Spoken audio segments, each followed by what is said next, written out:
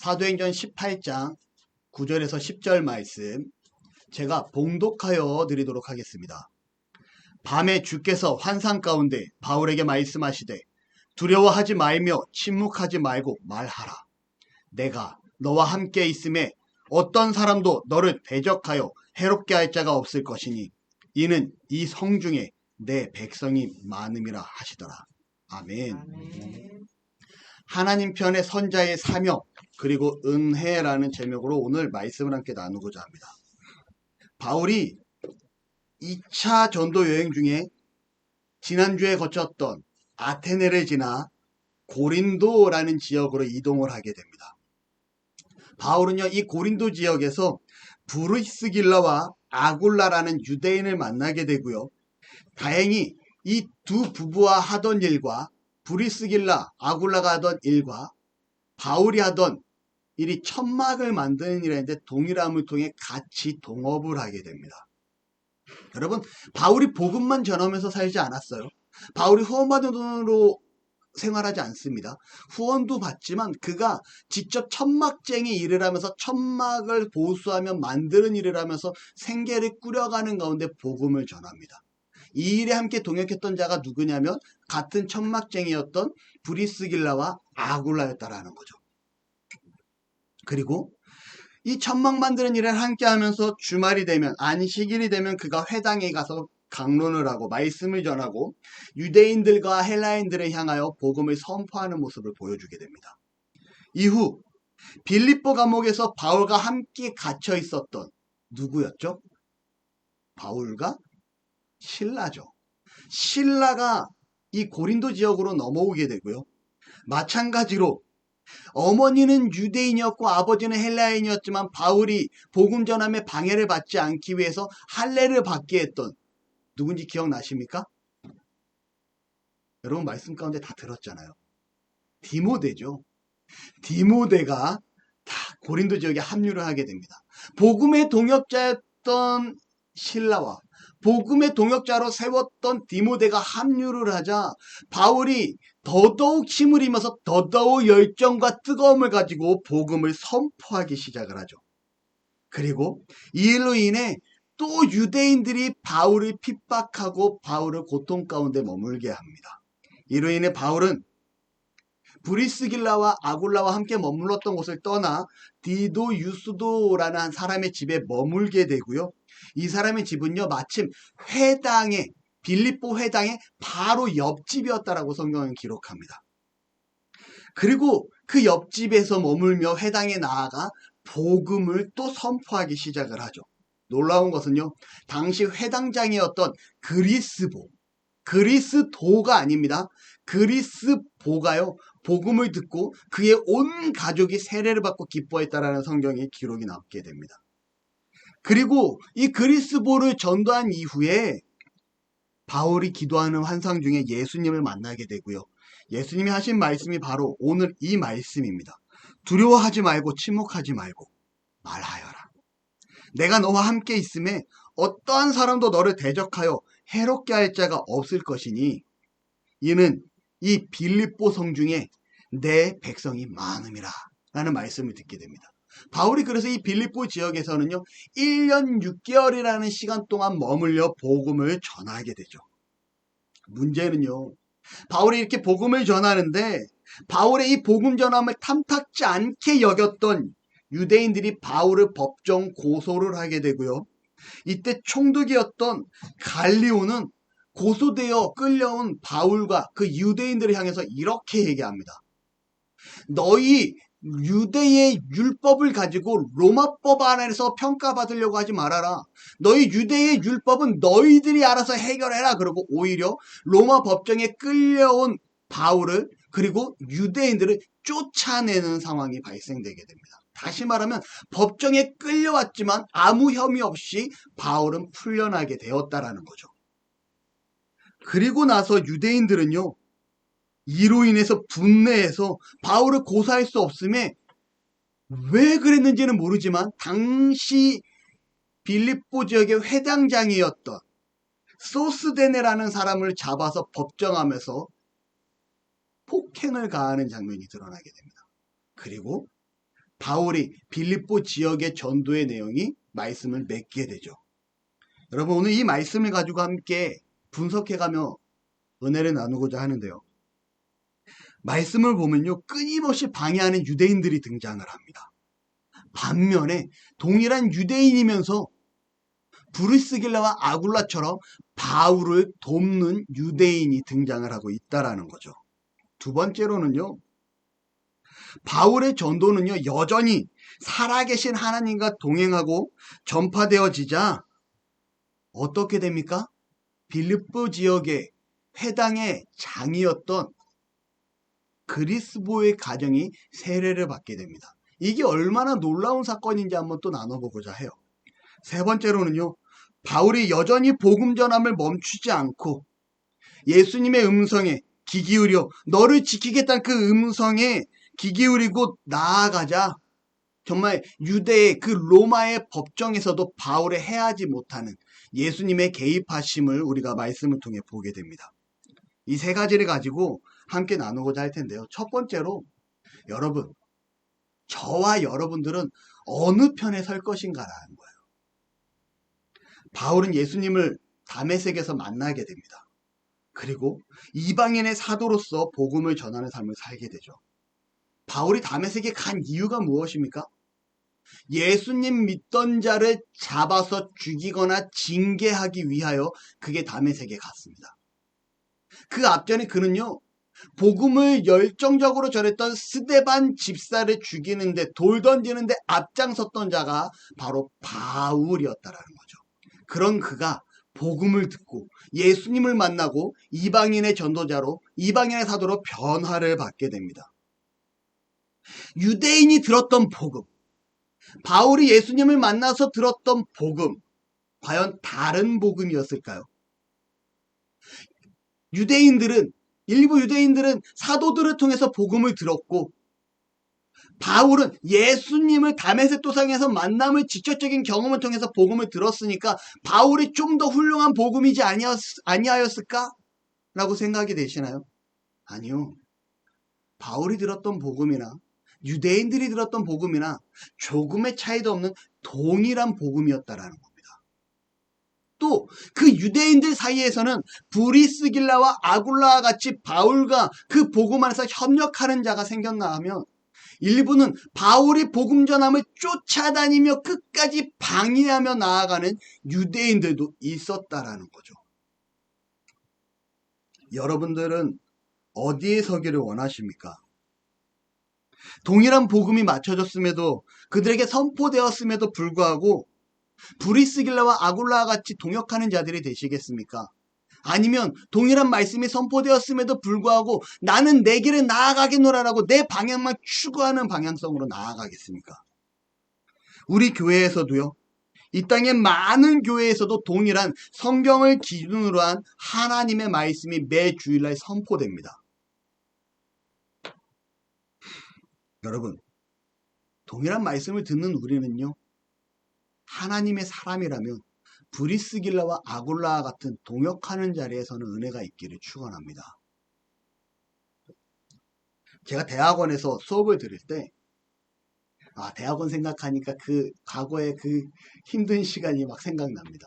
대학원에서 수업을 들을 때 교회 정치라는 과목이 있습니다. 많은 걸 배워요. 구약도 배우고 신약도 배우고 성경을 분석해서 뭐 사복음서도 배우고 뭐 선지서도 배우고 다양하게 배웁니다. 그 중에서 교회 정치라는 과목도 있는데 여러분, 이 과목을 누가 가르치냐면요, 중앙대 명예교수였고 한국교회 법학회 회장이었고 더 나아가 중앙대 대학교 교목으로 계셨던 한 교수님이 저희 학교에 강사로 오셔서 교회 정치라는 과목을 가르쳐 주십니다. 이 교회 정치 내용을 통해서요, 교회는 총회법 가운데 교회 정관은 어떻게 만들어야 되는지, 더 나아가 목회자가 교회 안에서 보호받고 교회가 세상의 법 안에서 보호받기 위해선 정관이 어떻게 이루어져야 되는지 이러한 내용을 배웁니다. 그리고 그 이후에 어떤 내용을 배우냐면요, 교회 분쟁에 대해서 내용을 배우기 시작을 해요. 교회가 어떠한 이유로 분쟁이 일어났고 이게 법 안에서 어떻게 처리가 되었다라는 판례에 대한 공부를 합니다. 여러분, 이 공부를 하면서 느낀 게 있어요. 뭐냐면 교회 안에서 법정 다툼이나 예기치 못한 분쟁들은요, 99%도 아니고 100%입니다. 교회 안에서 일어나는 분쟁의 100%는요, 자신들의 이익을 위함이 대부분이었다라는 거예요. 자신들의 이익을 포기하지 못했기 때문에 발생된 분쟁이었고요. 다툼이었음을 제가 이 과목을 통해서 배우게 됩니다. 너무나 감사한 건요, 우리 교회는 작은 교회예요. 적은 인원이 모여 예배해서 그런지는 모르겠지만 그럼에도 불구하고 우리 교회 성도들 어느 누구도 제가 교회에서 이렇게 하려고 합니다 했을 때 반기를 들거나 목사님 그건 아닙니다 라고 말씀하신 분이 없었다라는 거예요. 너무나 감사한 일이고 이 또한 하나님의 이끄심입니다 라고 제가 고백하고 싶습니다. 여러분, 예전에 섬기던 교회에서 건축을 합니다. 한 100명 되는 교회에서 500명 정도를 수용할 수 있는 교회로 건축을 해요. 성도들이 헌신을 하고 정말 백방으로 뛰어다니면서 열심히 교회를 짓습니다. 그리고 교회가 완공이 돼요. 여러분, 교회가 이사를 가야겠죠. 이사를 가면 기존에 100명 정도 모였던 교회는 어떻게 해야 될까요? 그냥 폐허로 냅둬야 될까요? 아니죠. 이 교회를 인수하겠다는 다른 목사님한테 건물을 팔고, 이 성도들은 다 저 500명이 갈 수 있는 새로 건축한 교회를 이사 가야 되니까 성도들은 이사를 가고 빈 교회가 되니 외형적인 이 교회는 매매를 통해서 팔고 저 건축한 교회에 비용을 보태는 게 당연한 겁니다. 그런데 한 성도가요, 반기를 들고 일어나요. 어떻게 교회 건물을 팔 수가 있습니까? 그리고 담임 목사님과 앞에 중직들이 얘기를 하죠. 집사님, 이거는 집이랑 똑같은 거예요. 우리가 이 집에서 저쪽 집으로 이사할 때는 이 집을 팔거나 전세를 주거나 매매를 하고 이사를 가는 것처럼 교회도 이사를 갈 때는 그 매매한 비용을 가지고 저쪽 교회에다가 집어넣어야지 교회가 안정적으로 될 수 있는 겁니다 라고 분명히 설득을 해요. 그런데 한 집사님이요, 분쟁을 일으킵니다. 어떻게 교회 건물을 팔 수가 있어요? 만약에 성도들을 냅두고 성도들을 머릿수대로 계산해서 팔고 넘어가면 이건 사꾼이고 목사가 아니죠. 이건 잘못된 거죠. 근데 아니라 모든 성도가 다 같이 이사하는 과정에서 교회 건물을 파는 건 어떠한 문제도 되지 않습니다. 그리고 한 교회에서 저희가 그 교회로 들어가겠습니다 해서 그 교회로 들어오고 그 과정에서 분쟁이 돼서 이 성도와 몇몇이 그 교회를 떠나는 장면을 보게 돼요. 여러분, 우리가 하나님 안에서 교회 안에서 살아갈 때 무엇이 중요한 거냐면요, 정말 하나님이 기뻐하는 것이 무엇인가가 중요함을 여러분 기억하시기를 바랍니다. 내 생각, 내 방법, 내 기준이 아니라 하나님이 원하시는 것이 무엇인가, 하나님께서 가고자 하는 방향이 무엇인가, 내 기준이 과연 어디에 서 있는가가 더 중요함을 기억하시기를 바라요. 지금 바울과 동역하는 사람들이 복음을 전하는 데 있어서 동일한 복음을 들었던 일부 유대인들은 하나님의 그 원하시는 기쁘신 뜻에 맞춰 동역하고 함께 협력하지만 일부 유대인들은 여전히 바울을 핍박하고 법정 고소하기에 바빴다라는 거죠. 그들의 그러한 이유가 무엇입니까? 자기 열심이었고요, 내 기준 안에서 행했던 그들의 모습이었다라는 겁니다. 오늘날 교회가 흔들리고 무너지고 분열되는 가장 큰 이유는요, 그 안에 하나님이 있지 아니하고 살아계신 예수 그리스도의 복음이 있지 아니하고 나 자신의 이익과 내 자신의 만족이 머물러 있기 때문에 교회가 흔들리고 교회가 분열되어짐을 우리가 볼 수 있다라는 거죠. 여러분, 우리는요, 하나님의 말씀을 듣고 하나님 중심으로 삶을 살아가는 자들입니다. 그렇기 때문에 과거에 내 이익과 내 만족과 내 유익을 위해 나아왔다라면 다시금 하나님 편에 서시는 은혜가 있기를 축원합니다. 두 번째로요, 바울의 복음 전파는 하나님과 동행함이었다라는 거예요. 바울이 디도 유스도라는 자의 집에 머물면서 회당에서 복음을 전하자 어떠한 일이 일어났다고요? 회당장이 복음을 듣고 그의 온 가정이 세례를 받는 놀라운 역사가 일어나게 됩니다. 그리고 고린도 지역에 수많은 사람들이 세례받는 일이 나타나기 시작을 해요. 여러분, 질문 한번 해보겠습니다. 10달란트 드릴게요. 사도행전에 기록된 온 가족이 복음을 듣고 세례를 받은 첫 번째 기록이 있습니다. 누굴까요? 첫 번째 온 가족이 세례를 받습니다. 우린 분명히 말씀으로 들었어요. 지사님 10단트 드립니다. 여러분, 고넬료의 가정이에요. 환상 중에 베드로에게 하나님께서 나타나시고 보자기에 쌓인 음식을 먹으라 합니다. 보자기에 율법에 금했던 모든 동물들과 음식들이 있어요. 먹어라. 못 먹습니다. 내가 정하다 했으니 먹어라. 못 먹습니다. 먹어라. 못 먹습니다. 그리고 보자기가 사라지죠. 왜 하나님이 나에게 이러한 환상을 보여주셨을까 할 때 고넬료가 사람을 청하여 보내서 베드로를 방문을 요청하게 됩니다. 그때 베드로가 깨닫죠. 아, 이방인들에게 선포하라는 하나님의 메시지였구나. 그리고 고넬료의 가정에 복음을 전하고 그의 가정이 모두가 세례를 받고 그 가정에 함께했던 자들이 세례를 받고 어떻게 됩니까? 그 가정이 하나님 안에서 기뻐하는 사건이 드러나게 됩니다. 두 번째는 누구의 가정일까요? 누굴까요? 알아야죠. 하지 말고 대답을 하셔야죠, 여러분. 자, 자줏빛 옷감을 판매했던 이방 여인이었던 루디아였습니다. 여러분, 루디아의 회심을 통해 어떻게 됩니까? 이방 선교의 시발점이 열리게 되고요. 나아가 이 루디아의 가정에서 바로 고린도 교회가 시작되기 시작을 합니다. 빌립보 교회가 시작되기 시작을 하죠. 세 번째 변화된 가정은 어디 가정일까요? 세 번째 가정. 그렇죠. 지사에 또 10단트 드립니다. 빌립보 간수예요. 여러분 기억 안 나십니까? 자, 나십니까? 안 나십니까? 나시죠. 빌립보 간수의 가정에 복음을 듣습니다. 빌립보 간수가 지키는 가운데 지진이 나서 감옥문이 열리게 되고요. 모두가 다 도망갔겠구나. 내가 이걸 책임져야 되니 차라리 나는 자결로 이 일을 해결하리라고 칼을 들어 자신이 자결하라 할 때 빌립보 간수에게 소리치는 바울의 목소리를 그가 듣게 되고요. 바울이 우리가 모두가 다 여기 있다라 얘기하고 그가 어떻게 합니까? 바울 앞에 무릎 꿇게 됩니다. 엎드리게 되죠. 그리고 어떻게 해야 구원을 얻겠습니까? 주 예수를 믿으라. 그리하면 너와 내 집에 구원을 얻으리라. 그러면서 바울을 초청하게 되고요. 바울을 통해서 그 집안 전체가 복음을 듣게 됩니다. 여러분, 마지막으로 네 번째 등장한 가정이 구원받는 사건은 어디냐? 오늘 등장한 회당장, 바로 그리스보의 가정이 구원받는 사건이 드러납니다. 여러분, 제가 이 말씀을 왜 드리는지 알아요?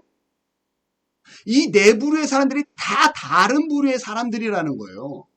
제가 지난주에 말씀드렸던 말씀의 제목 뭐죠? 감사합니다. 자꾸 잊어버리셔야 제가 했던 거 또 할 수 있어요. 여러분, 이게 설교를 준비하는 게 얼마나 힘든지 몰라요. 잊어버리시면 그만큼 또 해도 마음이 편합니다. 여러분, 어느 누구에게나 하잖아요. 어느 누구에게나 복음은 선포돼야 된다고. 이 네 부류의 사람들이 너무나 달랐던 사람들이면 우리는 성경을 통해서 보게 됩니다. 여러분, 루디아는요, 그는 이방 사람이었지만 준비된 여성이었습니다. 그는 장사하는 사업가였고요. 더 나아가 그 빌립보라는 고린도라는 지역에 넘어가서 빌립보죠. 죄송해요. 빌립보라는 지역까지 넘어가서 장사를 하는데 그가 그 유대 신앙을 지키기 위해서 이방인임에도 불구하고 강가에 모여 기도하는 그 여성들을 찾아와 함께 기도하고 있었던 자였다라는 거예요. 이미 마음의 밭이 어느 정도 준비가 되어 있었던 여성이었다라는 거죠.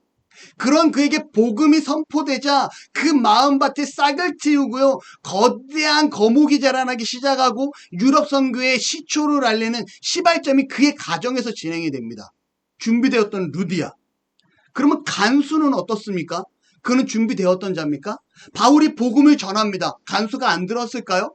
간수가 무조건 들었어요. 어디서 출연할 수 있는지 아십니까? 바울이 감옥을 벗어나지 않았을 때 간수가 바울에게 엎드립니다. 그리고 뭐라고 얘기하는지 알아요? 어떻게 하여야 구원을 얻을 수 있습니까? 라고 묻잖아요.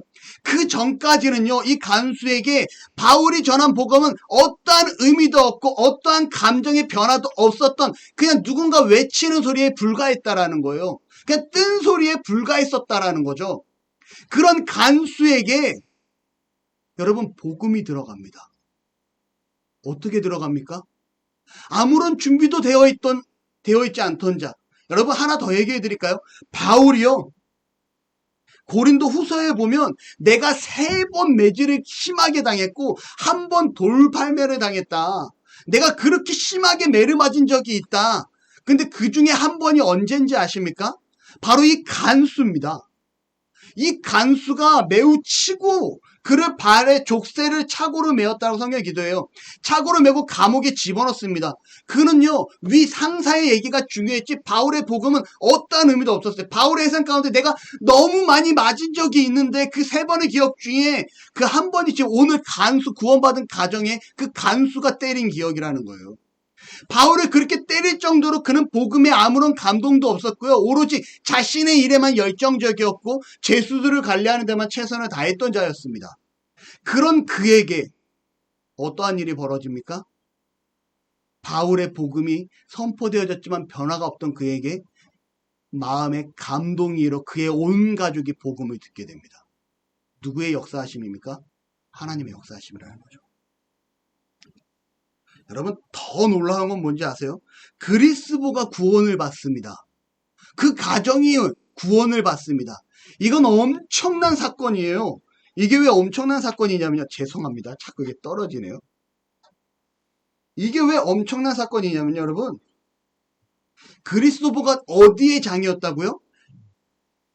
고린도 지역의 회당장이었다고. 회당을 책임하는 자였다. 다시 말하면 당시 유대교의 지도자였었다라는 겁니다. 그 지역의 최고 권력 지도자였었다라는 거예요.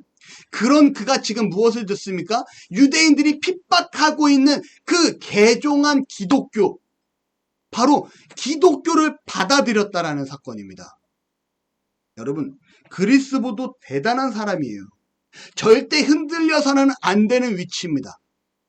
절대 어떠한 것에도 자신의 위치를 지키고 성도들 우리는 이 길로만 가야 됩니다 라고 외치는 자라고요. 그런 그가 깨달음을 얻자 자신의 모든 것을 내려놓죠. 그러한 결단이 일어납니다. 절대 바뀌어서는 안 될 것 같은 사람이 바뀌었다라는 거죠. 여러분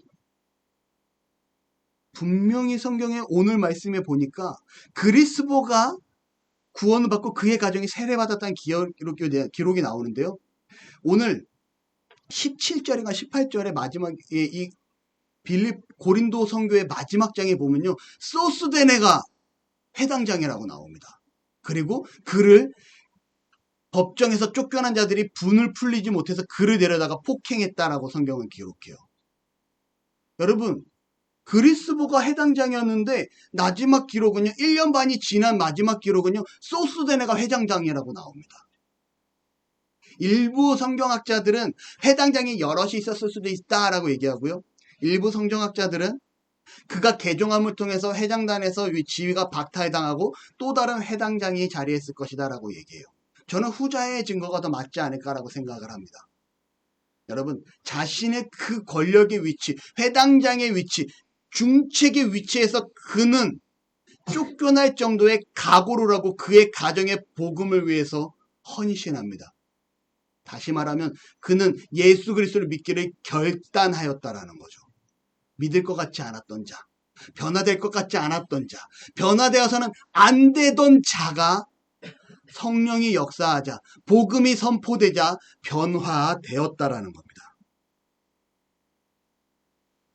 여러분 무엇입니까? 바뀌지 않을 것 같았던 자들이 바뀌는 것. 이것이 바로 성령의 역사하심이고요. 성령의 은혜입니다. 제가 만약에 찬양을 열정적으로 인도하는 사람이 이 얘기를 해드릴게요. 제가 청년 때 중고등학교 때 섬기던 교회 목사님이나 찬양할 때 찬양 인도를 잘 하십니다. 일부 목사님들은 부흥 강사를 하셔야 됩니다. 찬양 인도하는 부흥 강사 하셔야 됩니다. 할 정도로 찬양 인도를 잘 하세요. 근데 이분이 찬양 인도해서 여러분 손을 들고 찬양합시다. 여러분 박수치며 찬양합시다. 여러분 손을 가슴에 대고 마음에 대고 나를 사랑하시는 하나님을 생각하며 마음으로 느끼며 찬양합시다. 막 이렇게 멘트를 하면서 찬양을 해요. 이 찬양이 얼마나 은혜롭고 좋은지 몰라요. 이 목사님의 친구 목사님은요 되게 점잖은 목사님입니다. 정말 차분히 찬양하시고, 이분 친구 목사님은 말씀을 선포함에도 점잖게 말씀을 선포하십니다. 찬양 인도도 당연히 점잖게 하시죠. 근데 이 친구 목사가 그렇게 은혜롭게 하는 찬양을 보고요, 이 목사님이 여러분 하나님을 찬양합시다 그러면서 손을 들고 찬양합시다, 손을 가슴에 대고 찬양하시다니까 성도들이 어리둥절한 거예요. 도대체 우리 목사님 왜 저러시지? 평생 저렇게 안 하시던 분이신데 도대체 왜 그러시지? 어느 날 교회 중책인 집사님이 목사님을 찾아옵니다. 목사님, 집사님 어쩐 일이요? 저희는 그냥 목사님의 본래의 모습이 더 좋습니다. 저희는 본래 목사님이 하시던 대로 하시는 게 더 은혜롭고 저희는 거기에 적응되어 있으니 그냥 목사님 하시던 대로 하시죠. 바꾸지 마시죠. 그리고 이 목사님이 내가 하던 방식이 우리 교회 성도한테는 옳은 방식이었구나 하고 그대로 갔다라는 거죠. 여러분, 변화라는 건 이렇게 사람을 두렵게 만들고 불편하게 만듭니다. 그런데 이 변화를 누가 일으켰습니까? 성령 하나님이 일으켰다라는 거죠. 여러분, 이 일로 인해서요, 어떠한 일이 발생될 것 같습니까? 과연 고린도 이 회당의 유대인 성도들이 가만히 있었을까요? 절대 가만히 있을 수가 없죠. 당시 자신들의 지도자였던 회당장이 회심을 하자, 성령의 역사하심으로, 바울의 복음 가운데 성령의 역사하심으로 회심을 하자 그들이 반기를 들고 일어설 수밖에 없습니다. 놀라운 건요, 일부는 회당장이 회심을 하자 고린도 지역의 많은 사람들이 복음을 믿고 하나님 앞에 돌아왔다는 기록이 함께 기록돼요. 이게 회당장이 돌아섬의 영향력입니다. 여러분, 돌아서지 아니한 자, 아까 말씀드렸던 그들이 바울을 핍박하고 바울을 괴롭게 하기 시작을 합니다. 이 사실을 알고 있었던, 그럼에도 불구하고 복음을 여전히 전했던 바울에게 예수님이 찾아오십니다. 우리 한번 9절과 10절 함께 읽습니다. 시작. 밤에 주께서 환상 가운데 바울에게 말씀하시되 두려워하지 말며 침묵하지 말고 말하라. 내가 너와 함께 있음에 어떤 사람도 너를 대적하여 해롭게 할 자가 없을 것이니 이는 이 성중에 내 백성이 많음이라 하시더라. 아멘. 여러분, 이게 뭐냐면요, 하나님 편에 서서 복음을 전하는 자에게 주어지는 하나님의 은혜입니다. 아멘. 다시 여쭤볼게요.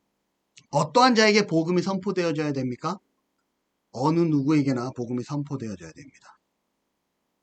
하나님과 동행한 자가 하나님의 편에 서기를 작심을 하고 복음을 전하자 예상치 못했던 자들이, 루디아, 간수, 회당자, 이러한 자들이 복음을 듣고 구원을 받게 됩니다.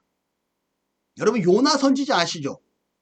구약의 하나님께서 요나에게 나타납니다. 니느웨에 가서 복음을 전해라. 여러분, 그런데 요나에게 니느웨는 어떠한 지역인지 아십니까? 우리나라로 치면요, 일본과 같은 나라가 니느웨예요. 우리나라 입장에서는.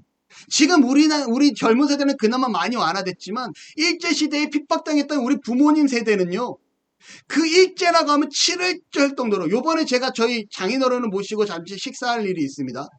그런데 장인어른을 모시고 식사를 하는데 제가 일본 갔다 온 얘기를 하면서, 아버지, 일본은 선진국이 맞아요. 괜찮은 나라였어요. 가보니까 우리가 이 나라에서만 듣던 내용과 또 막상 가보니까 다른 부분도 분명히 존재했습니다는 얘기를 해요. 근데 우리 장인어른이 뭐라고 말씀하시는지 알아요? 야, 나는 그래도 일본이 싫어. 아버지, 왜요? 저희 할아버지죠. 장인어른의 아버지가 일본의 강제 노동자로 끌려가서 고통당하다 돌아가셨습니다. 그래서 우리 장인어른이 초등학교 4학년인가 5학년 때 혼자서 지방에서 서울로 올라와서 기술을 배워서 가족들을 서울로 다 올라오신 분이에요. 아주 힘든 세월을 거쳐서 지금의 자리까지 오신 분입니다. 근데 본인은 하시는 말씀이, 내가 이렇게 힘들게 살아간 이유가 저 일본 때문이야 라고 얘기를 해요. 그런데 여러분, 니느웨 성은요, 당시 요나에게, 우리 장인어른에게 일본과 같은 나라가 니느웨였다라는 거예요. 저 나라는 구원받아도 안 되고 복음이 선포돼도 안 되는 나라인 거예요. 너무 미운 나라라는 거죠. 근데 하나님은 뭐라 합니까? 요나에게, 너 니느웨로 가. 복음을 전해. 내 백성이 거기에 있어. 다시스로 도망갔는데 결국 바다에 버려지게 되고요, 물고기 뱃속에 들어가서 나와 보니 어딥니까? 니느웨 성으로 나왔잖아요. 하나님의 인도하심이 그쪽으로 이끄십니다. 하나님의 계획이라는 거죠. 그리고 요나가 복음을 선포하자 니느웨 성에 어떠한 일이 일어나면 그들이 옷을 찢고 금식을 하면서 하나님 앞에 회개하는 놀라운 역사가 일어납니다. 하나님의 백성이 존재하고 있었음을 분명하게 보게 되죠. 나의 기준과 나의 생각으로는 구원받아서는 안 되는 자들이 분명히 하나님의 기준에서는 구원받는 자들로 준비되어 있었다라는 거예요. 여러분, 복음은 다시 말하자면 어느 누구에게나 전해져야 됩니다. 하나님과 동행하기를 결단하고 하나님 중심으로 살아가기를 마음먹었다라면 우리는 어느 누구에게나 복음을 전하는 자가 되어야 돼요. 그럴 때 하나님은 반드시 우리를 지키십니다. 바울이 복음 전함을 위해서 오늘 빌립보 법정에 섰는데 당시 총독이었던 갈리오가 뭐라고 얘기합니까? 야, 유대인의 율법은 유대인 율법을 처리해. 왜 로마법을 가지고 처리하려고 하는 거야? 나가! 그리고 쫓아내버립니다. 법정 고소당해서 끌려왔던 그에게 예수 그리스도가 성령의 역사하심으로 갈리오에게 그런 마음을 허락한 거예요. 그리고 바울이 법정에서 아무 문제 없이 혐의 없음으로 풀려나게 되죠. 여러분, 그런데 한번 생각해 보자고요. 바울이 지금 몇 번째 고소당한 겁니까?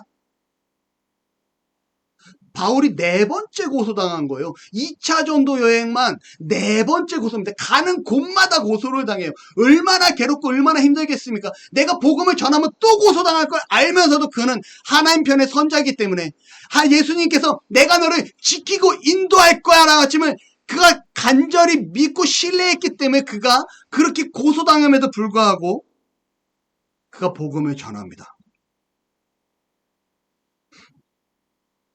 여러분,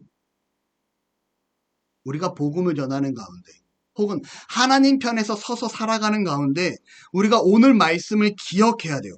두려워하지 말며 침묵하지 말고 선포해라.